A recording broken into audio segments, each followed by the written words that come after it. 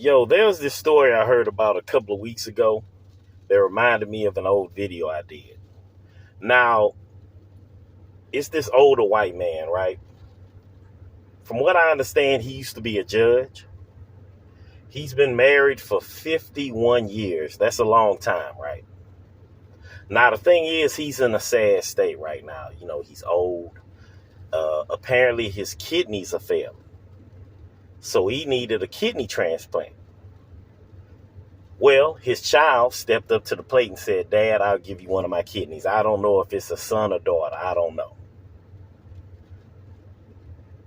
But they stepped up to basically try to save this man's life. But the kidney doesn't match. The blood type doesn't match. The DNA doesn't match. Basically, this guy is fighting for his life. Been married for 51 years. His kid, I'm assuming it's between the ages of 30 and 50 years old, right? They're like, "Hey, Dad, I will sacrifice a kidney to save you. We don't want to lose you." The kidney, the DNA, the blood type doesn't match. So he winds up finding out at his lowest point in his entire life that this child that he raised from an infant, put all types of money and resources and love into, that this child isn't even his. Man, that is a double whammy slap to the face.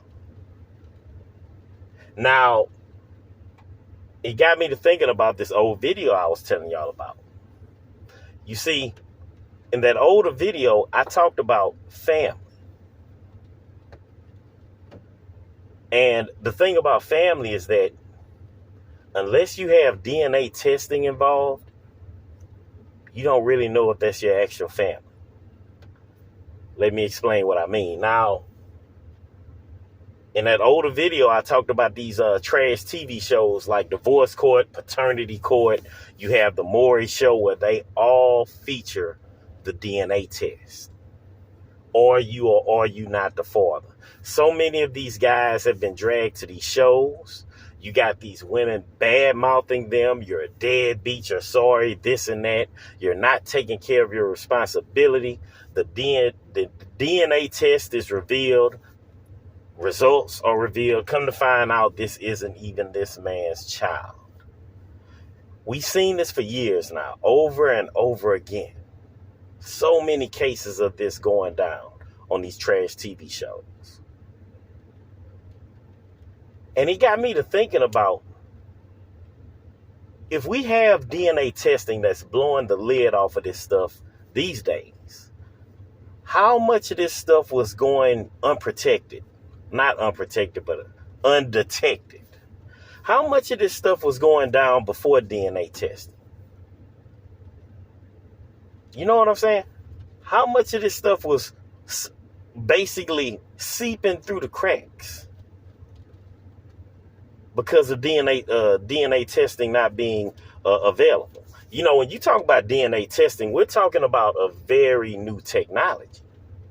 When you talk about the history of mankind, the amount of time that DNA testing has been readily available is a blip on the radar.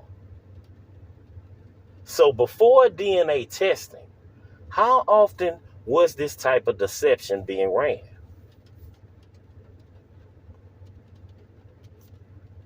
All the time. You know, there's a reason that old saying, "Mama's baby, daddy's maybe," was invented.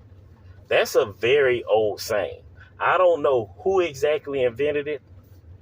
I'm assuming that it was a woman. It sounds like something that a woman made up. Mama's baby, daddy's maybe. Sounds like something a woman made up. But that saying is very true.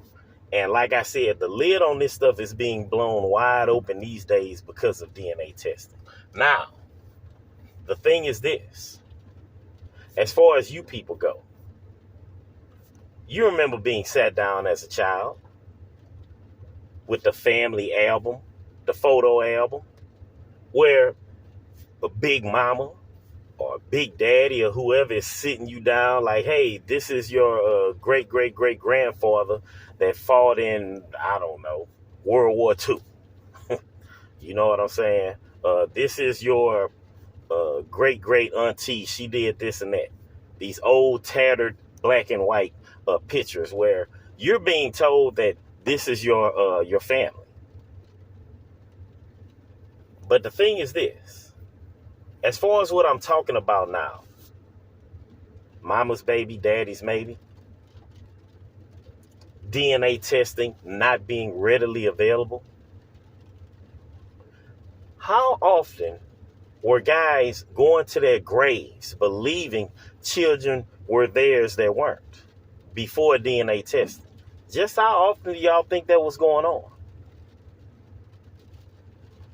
How many guys went to their graves having their names and reputations dragged through the mud, being called deadbeats and sorry and this and that in their local towns and cities over a child that isn't even theirs? How much of that stuff do y'all think was going on? In my opinion, it was going down more than people want to admit. And you see, if you had deception going on like that back then, well, you got to ask your question. How much of your family is actually related to you? You know what I'm saying? Because of some kind of deception that probably went down 50 to 100 years ago, right now you're probably calling somebody a cousin or your family that you're probably not related to at all. I know that's an uncomfortable thought to have. I mean, because, we put the people that came before us on pedestals. We look at them as saints, like they couldn't have never did anything wrong. We don't like to look at Big Mama in that type of light. But I tell you what, just like people make mistakes and the wrong choices and do wrong nowadays, guess what? People were way capable of doing that back then. You know what I'm saying? So, yeah, that's what I'm saying. Just how much of your so-called family, how many of them people in them old tattered black and white pictures were actually related to you when you were being told that they were? Right now, how many of your so-called cousins are actually related to you? Something to think about, right? I mean, going back to the story of this old dude, this old white man, married for 51 years. You know what I'm saying? This child that was going to give him the kidney, way grown. This person is some of y'all ages. You know what I'm saying? We're not talking about no teenager. Like I said, I'm assuming the person that he thought was his child would be between the ages of 30 and 50. Because he said he's been married for 51 years. That's what I'm assuming. We're talking about somebody that's way grown, just like y'all. And he winds up finding out that this isn't even his kid. During the point, like I say, the lowest point of his life, basically. This man is fighting for his life. And his one chance in the world, this child that he raised from an infant, loved, nurtured, spent tons of time and money and resources on to make sure they grew up healthy, make sure they grew up prosperous. Near the end of his life, he winds up finding out that this child isn't his.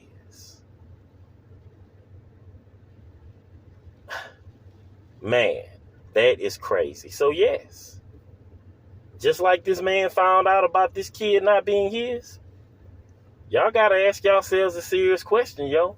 Without DNA testing being involved, how do you know that the people that you're being told are your relatives, how do you know they actually related to you? You really don't. And it could be because of some kind of deception that went down 40, 50, 100 years ago. Straight up. So anyway, y'all leave y'all comments below. Let me know what y'all think. Am I making any sense?